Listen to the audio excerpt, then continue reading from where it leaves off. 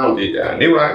Jeg bor i Langkærparken, som er afdeling 111, og jeg har boet der i cirka 2,5 år. Kort tid efter jeg flyttede ind, der var vi til det store afdelingsmøde, hvor jeg så valgte at stille op til bestyrelsen. Fordi at jeg ikke rigtig vidste, hvad en bestyrelse lavede. Jeg vidste ikke rigtig, hvad det indebar, og jeg tænkte, at den eneste måde ligesom at få indsigt i det var at prøve at stille op. Man kunne være med til at præge udviklingen i Langkærparken positivt. At det kunne være, at der var nogle områder, hvor man tænkte, her der ved jeg faktisk noget, eller jeg har noget viden, eller jeg har nogle kompetence, eller jeg har noget interesse i at faktisk være med til at undersøge nogle ting, eller prøve at stable nogle ting på benene, som kan være med til at gøre noget godt.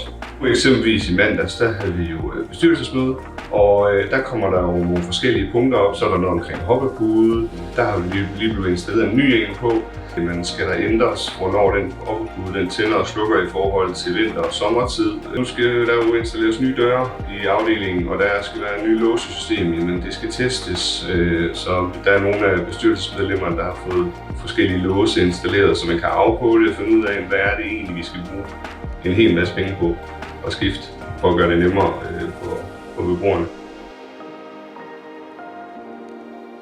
Hvis man er en smule nysgerrig, og man tænker, jamen et par timer om måneden, det kan jeg godt tage ud af min kalender, og måske kan jeg være med til at bidrage til området på en positiv måde, jamen så tænker jeg egentlig ikke, at der er så meget mere i det.